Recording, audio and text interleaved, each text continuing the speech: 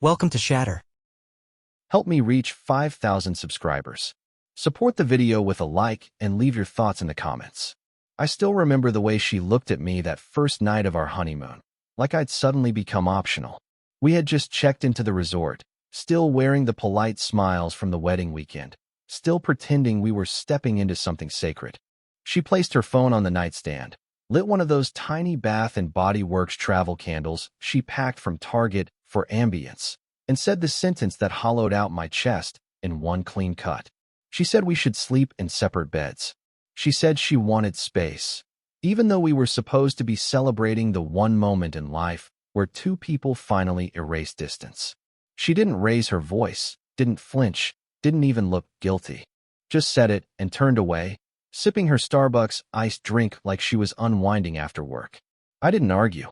I didn't ask why. I didn't make a scene. I just went quiet in a way she wasn't used to. Most men would have pushed for answers. I didn't. Silence can carve deeper than shouting. She didn't understand that part of me, not yet.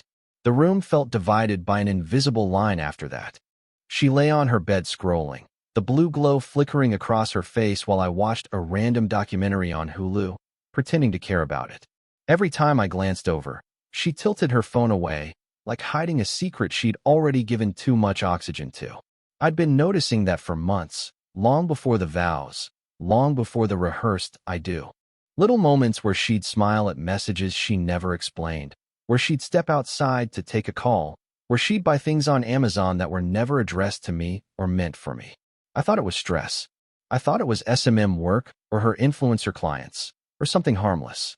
Logic is both a gift and a curse. You assume patterns mean stability, not betrayal. But that night, the pattern snapped. Something in the way she moved told me this wasn't a sudden request for space. It was punishment. Or preparation. She wasn't just pulling away. She was pushing me somewhere she thought she'd control. I didn't sleep.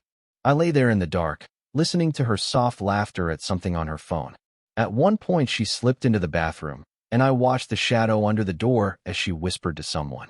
Not a call, whispers between breaths. Familiar ones. Soft enough that she thought I wouldn't hear. Honest enough that I couldn't ignore.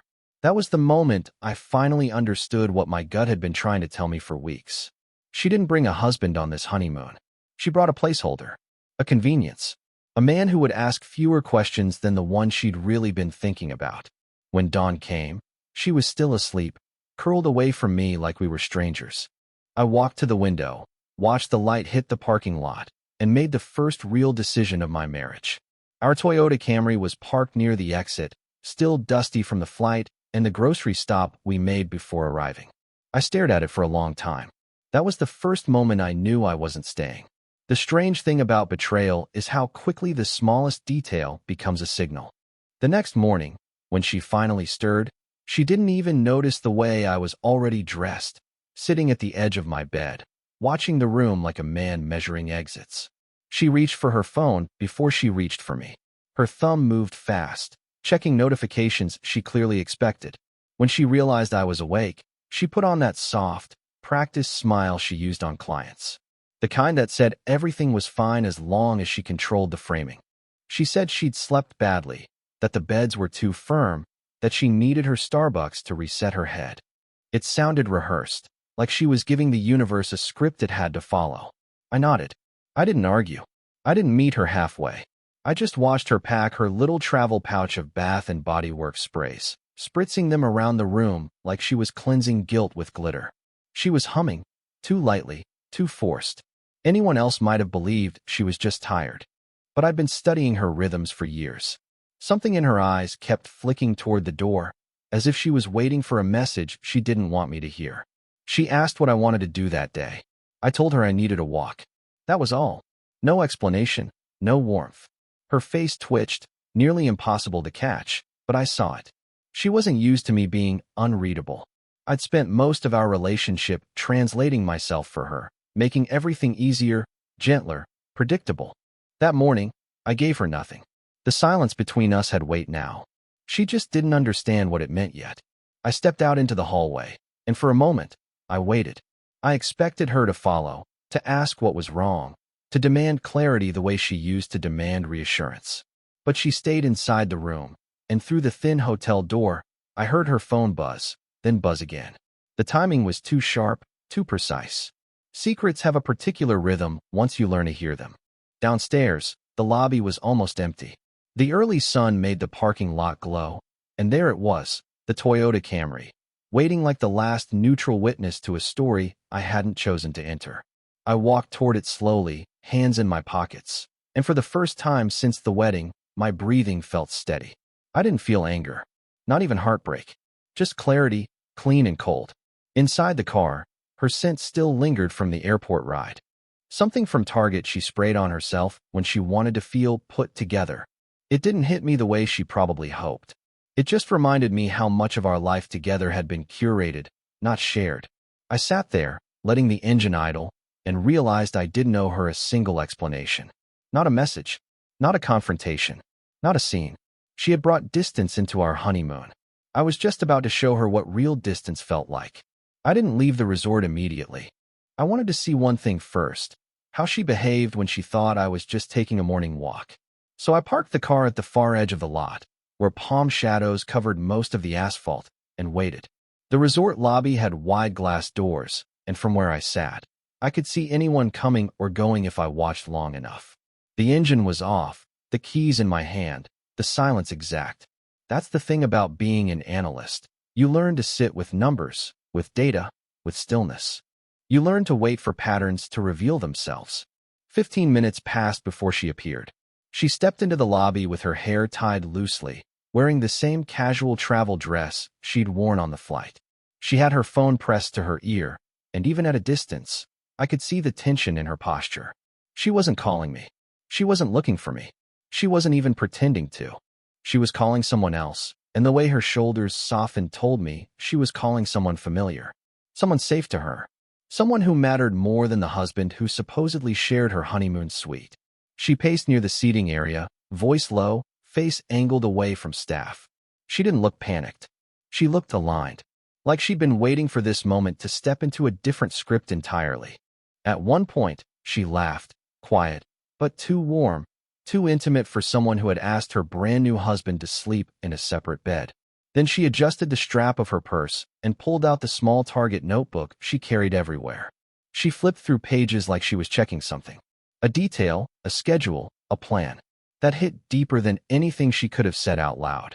It told me she'd been preparing for this distance long before we arrived.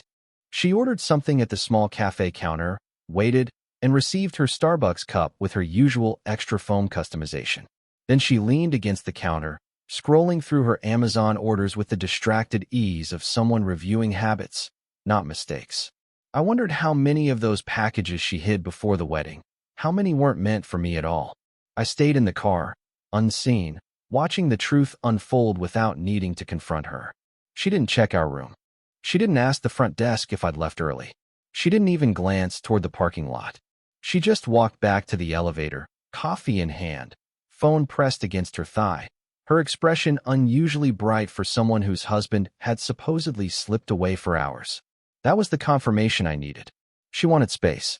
So I was done giving her explanations, reactions, or reassurances she didn't value. She had no idea that while she rode that elevator back up, thinking the morning was still hers to shape, I was already pulling out of the lot, leaving the resort behind without a single word. I didn't drive far at first.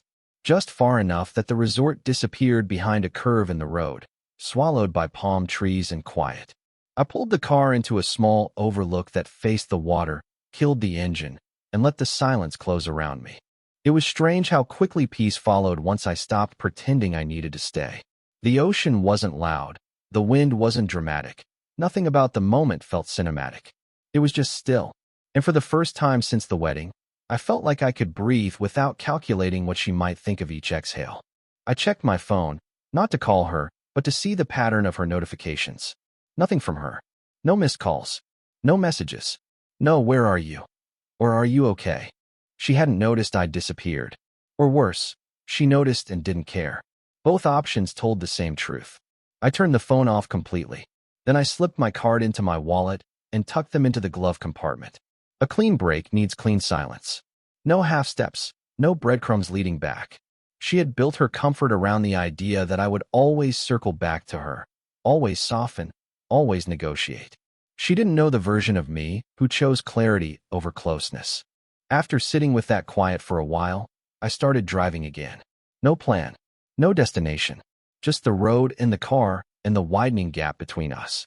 I knew she'd eventually realize I was gone, and I wanted that realization to hit without warning, without a trail, without the usual safety net of my voice explaining everything for her. She'd chosen distance on our first night together as a married couple. I was simply honoring the request in a way she never imagined. By late morning, I stopped at a small strip mall outside the city, fueled up, grabbed a bottle of water, and sat in the driver's seat watching the sun burn across the asphalt. A group of tourists came in and out of the Target nearby, arms full of beach towels and sunscreen, laughing about their plans for the day. Their normalcy made the whole situation feel even more surreal. I was a husband on a honeymoon who was no longer part of his own marriage. A placeholder escaping the script he wasn't meant to play. Around noon, my phone vibrated once inside the glove compartment, muffled but unmistakable. I didn't look. I didn't touch it.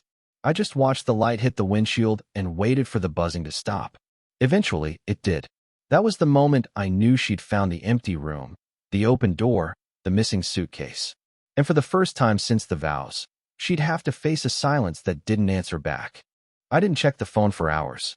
Letting it vibrate in the glove compartment felt like part of the process, like each missed call was a layer peeling off the version of me she thought she controlled. By mid-afternoon, when the sun had started to fade into that yellow haze that makes every parking lot look tired, I finally opened the compartment and checked the screen. Not to answer, just to observe. 7 missed calls from the resort. 3 from her. 2 texts, short and clipped. She wrote that she woke up and I wasn't there. Then she wrote that the hotel said I'd checked out early. Her third text was longer.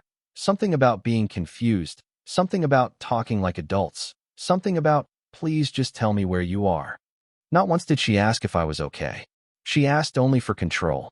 I powered the phone off again. I started driving toward the city, letting traffic thicken around me. I wasn't running, I was watching. The more distance I put between us, the clearer everything became. She had dragged the ghost of another man into our marriage, into our bed, into our honeymoon. She had made space for him before she ever made any for me. And I knew she'd be reaching for him now, too. Not for comfort, but for clarity. Because she'd never learned to sit with silence. She needed someone to tell her who she was, what to feel, what story to believe in. The car felt steadier than I expected, humming along the freeway like it knew exactly where I needed to be. I passed a long stretch of empty land, then a busy outlet mall, then a familiar chain of stores. I pulled into a parking lot near a Starbucks, not to get anything, but because the noise outside made it easier to think. Families were walking in and out, couples laughing, people living lives not defined by secrets. I watched them for a while, wondering how many of them were pretending the way we had pretended. When I finally checked the phone again, she had sent a new message. Longer, more frantic. She wrote that she needed me to come back, that things got complicated, that she didn't want the honeymoon to start like this. Not a word about love, not a word about remorse. Her panic wasn't about losing me. It was about losing the version of me who made her life smooth and predictable. The version she took for granted. I knew exactly what she would do next.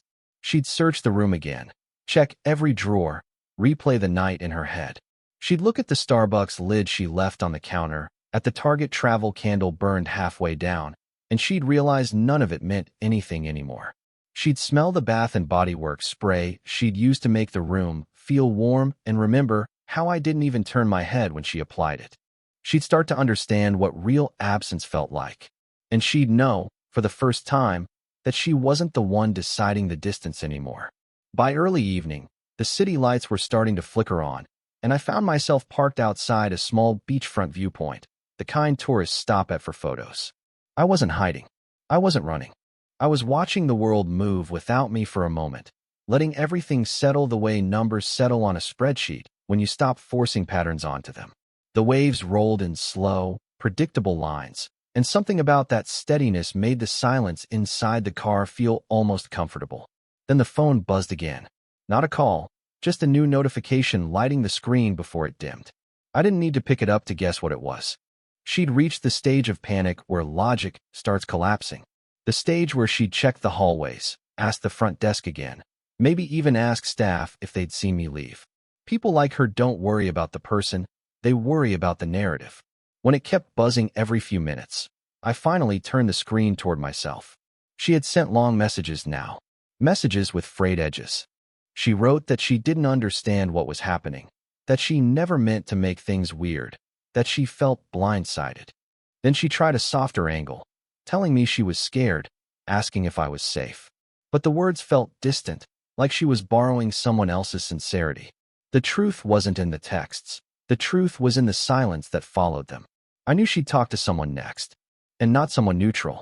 She'd reach for the same man she leaned on before our wedding, the fitness instructor she'd blurred the line with long before she stood across from me in a suit. She'd call him not because she missed him, but because she needed a voice that wasn't mine echoing back at her. She needed someone to steady her ego, not her heart. There's a difference, and she'd never learned it. I imagined the moment she'd tell him I was acting strange, that I left without a word, that she didn't know what set me off. She wouldn't mention the separate beds. She wouldn't mention the late-night whispers. She wouldn't mention how she smiled at her phone more warmly than she smiled at her husband. She'd frame the story so she didn't have to face herself. But people like him, men who live in quick choices and impulsive instincts, they don't have patience for unraveling narratives. I suspected he'd pull away the moment she showed need instead of admiration. And by then, the silence I gave her would spread. It would follow her into the lobby, into the elevator, into every explanation she tried to give. People notice when someone loses their center. They notice when the loudest person becomes uncertain. I took one last look at the water, turned the key, and started driving again. Not back, not toward her, just forward. She wasn't calling because she cared. She was calling because she finally understood she wasn't the only one capable of distance. And I wasn't planning on returning to the version of me she used to know. Nights settled in layers, first soft, then heavy, then sharp around the edges. I kept driving until the city thinned out and the road flattened into long, empty stretches. I didn't need a destination. Distance itself was the point. Every mile between us felt like a truth I should have learned months ago. The more space I put between myself and the hotel, the easier it became to see how blind I'd been. Around 9, I pulled into a quiet rest stop overlooking a small inlet. A couple sat at a picnic table sharing fries, laughing about something only they understood. Their simplicity made everything about my marriage feel artificial in comparison. I turned off the engine and let the darkness fold around the car. This wasn't hiding. This was observation, from a place she couldn't reach. When I finally checked my phone again, the messages had shifted. They weren't frantic anymore. They were scattered. She wrote that she was sorry if she made me uncomfortable. She said she just needed space to reset. Then she tried a different angle, telling me she'd stayed up watching something on Hulu just to feel less alone. She attached a picture of her sitting on the hotel bed, legs folded, the room dimly lit by the leftover Bath and Body Works candle she'd been burning the night before. She looked small, like she wanted to look vulnerable without admitting anything real. But the detail that mattered wasn't her expression, it was the reflection in the window behind her. The phone screen she'd put face down was lighting up again and again. Whoever she was trying to keep out of the photo wouldn't stay silent for her the way I had. I didn't respond. I put the phone down on the passenger seat and watched the dark water move like slow breathing. And for the first time, I felt something shift inside me. Not anger, not heartbreak, just distance becoming permanent. She had crossed a line long before the honeymoon, long before the vows. I had just finally stepped back far enough to see it. An hour later, my phone buzzed again. A notification preview blinked on the screen, her name, followed by a short message. She wrote that she was going downstairs to ask staff if they'd seen me leave. She said she was scared, but fear wasn't what she was expressing. What I heard in her words was the beginning of isolation. The moment the woman who thrived on external validation suddenly found herself without an audience. People like her unravel in silence. They're not built for unanswered questions. They're built for echoes. I leaned back against the seat and closed my eyes. For years I'd been the one filling in the blanks, smoothing the rough edges, interpreting every shift in her tone. Now the blanks were hers to stare into. I wasn't withholding affection or punishing her. I was simply done showing up in places where I was treated like background noise. She wanted space on our honeymoon. She had no idea what real solitude felt like until tonight. I didn't realize how late it was until a patrol car rolled slowly through the rest stop, its headlights washing over the parking lot like a quiet reminder that the world was still moving. I wasn't doing anything wrong, just a man sitting in a car, thinking, but something about the lights made me pull myself back into the moment. I turned the key halfway, letting the radio hiss softly before shutting it off again. Noise didn't help. Silence did. My phone lit up once more. She had switched from long messages to short ones, the kind people send when they're starting to lose their grip. She told me she talked to the front desk. She told them I'd gone for a walk and never came back. She wrote that the manager suggested calling the local authorities if she couldn't reach me within the next hour.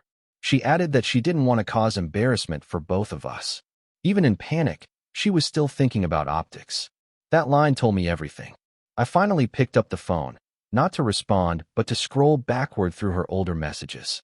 Months of small inconsistencies stared back at me. Late-night work calls. Midday gym sessions that lasted too long. Amazon orders that made no sense to our shared life.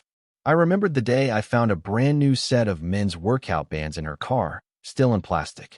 She said they were for a giveaway for her page. I believed her then. I didn't now. I put the phone down again and stepped out of the car. The night air was heavier near the inlet, thick enough to feel on my skin. I walked to the railing overlooking the water and leaned forward, letting the cold metal ground me. Somewhere behind me, a vending machine hummed, and a trucker coughed near the restrooms. Normal life, continuing without drama. A contrast to the storm I knew she was building inside the hotel. When I finally got back into the car, I saw a new message from her. She said she was coming downstairs again. She wrote that she was sitting in the lobby with her Starbucks cup, shaking so badly she almost dropped it. She said a staff member approached her to ask if she wanted water. She didn't tell them the truth. She didn't say her husband had walked out on the second day of their honeymoon. She just told them she was waiting for someone. The picture she sent with that message told a deeper story than her words. She was sitting on one of those oversized lobby chairs, knees tucked up, her makeup smudged, that small Target travel candle sticking out of her bag like she didn't know where else to put it. The reflection in the glass door behind her showed what her face didn't. She was losing control in public. And for the first time, she couldn't hide it behind curated angles or practiced smiles. I didn't text back. I didn't call. I just rested my hand on the steering wheel and let the silence widen between us until it felt like a boundary she could never cross again. Her fear wasn't that I was gone. Her fear was that I wasn't planning to return to the version of me she expected to follow her home. I kept driving through the night until the highways thinned into long, dim stretches where even the billboards looked tired. The car felt steady beneath me, humming like a neutral witness. No judgment, no history, no expectations. Just motion. At some point I realized I hadn't eaten since the morning, but hunger didn't register the way it usually did. My body was operating on something cleaner than adrenaline, clarity, a kind I hadn't felt in years. Closer to midnight, I pulled into a coastal overlook where the ocean was nothing but a dark sheet with occasional flashes of silver. I rested my head against the seat and finally checked the phone. A dozen new messages. None of them angry. None of them confident. The tone had shifted into something raw and disorganized. She wrote that she couldn't breathe waiting in the room. She wrote that she didn't know how things got this bad. She wrote that she felt like she was losing everything all at once. And then there was the message that told the truth behind all of it. She wrote that people in the lobby were staring at her, that she could feel them judging. That one woman asked if she needed help. She said she almost cried right there in the middle of the floor. For someone who built her entire identity on curated confidence, nothing cuts deeper than public unraveling. I knew exactly what she was experiencing, the collapse of control, the moment when the performance fails and there's no script left to hide behind. She sent another message, longer than the rest, a confession dressed as a plea. She wrote that things with her trainer shouldn't have happened the way they did. She said it wasn't emotional, that it was a mistake she made before the wedding, that she ended it before we flew out. But the cracks in her words told the real story. She used vague phrases, incomplete explanations, and one line that gave her away completely. She wrote that she blocked him today, as if that single action erased the months she'd spent keeping him close while keeping me at arm's length. I didn't reply. I scrolled to the picture she had sent earlier. Her sitting alone in the lobby, Starbucks cup shaking in her hand, that small Bath and Body Works candle poking out of her bag like she'd brought comfort to a place that couldn't hold it anymore. Her posture wasn't defensive, it was defeated. Shoulders curled inward, gaze lowered, identity dissolving right where everyone could see it. Then another picture came through, this one taken from her room. The Target candle on the nightstand had melted down into a messy puddle. The bed I'd slept in was untouched, perfectly made, like a staged photo of a marriage that never started. She wrote that she couldn't stay there anymore, that she kept imagining me walking through the door, that every sound in the hallway made her jump. For the first time, she was haunted not by guilt, but by absence. And still, I didn't turn the car around. I didn't call. I didn't give her anything to hold on to. She had brought another man into the foundation of our marriage. All I did was walk away from a structure that was already collapsing under its own weight. I watched the sunrise from the driver's seat, the sky shifting from bruised blue to a soft, indifferent gold. It was the kind of morning that makes you aware of how quietly the world resets itself, no matter what you left behind the night before. I hadn't slept. I didn't feel like I needed to. The silence inside the car had become something solid, something earned. I sat with it until my phone lit up once more, this time with fewer messages, but heavier ones. She wrote that she'd checked out of the room. She couldn't stay there anymore, not after pacing back and forth all night waiting for a man who wasn't coming back through that door. She wrote that she went down to the beach just after dawn, holding the Starbucks cup she hadn't been able to finish, staring at the waves like they owed her answers. She didn't sound angry. She sounded hollow. She wrote that she finally understands what she did, that she can't fix the timeline, that she should have told me the truth before the wedding. And then she finally typed what she'd avoided for months. She wrote that she'd been emotionally attached to someone else long before she walked down the aisle toward me. No details, but she didn't need to give any. Her silence back then had been its own admission. The next message came minutes later. She wrote that she wasn't asking for forgiveness, wasn't asking me to return, wasn't asking for anything except a chance to see me one last time. She said the quiet was too much, that she'd never known what real distance felt like until now. And then she wrote something that stayed with me longer than any confession. She said she didn't realize how much space I filled until she saw what her life looked like without me in it. I didn't answer, not because I wanted to punish her, but because I didn't trust words anymore, not mine, not hers. The road had given me a clarity I'd never had while I was standing next to her. Still, around mid-morning, I drove back toward the city. Not to return, not to resume, but to bring this to an honest close. I parked near a quiet stretch of beach where the waves were soft enough that the air felt still. I turned my phone on for the first time fully, and within minutes she called. I let it ring once, twice, 3 times before answering. Her voice cracked the moment she heard me breathe. She didn't ask where I was. She didn't ask why I left. She simply whispered that she was wrong, that she had destroyed something she didn't know how to value, that she didn't expect me to ever come back. She said she never imagined I could disappear so completely. I told her the truth, quietly, evenly, the way a man does when he's done explaining himself. I said I didn't disappear. I said I simply stopped showing up in places where I wasn't respected. There was no anger in my voice, no drama, no promises, just clarity. She cried softly, not dramatically, not for attention, just the sound of someone realizing too late what they traded away for a thrill that never belonged to them. I told her we'd talk when I was ready. Not sooner, not on her schedule. Then I ended the call, turned off the engine, and watched the tide roll in. This wasn't revenge. This wasn't punishment. This was me choosing myself for the first time in a long time, and letting her sit in the silence she created. What would you have done in my place? If the story hit you, leave a like. And don't forget to subscribe. It only gets stronger from here.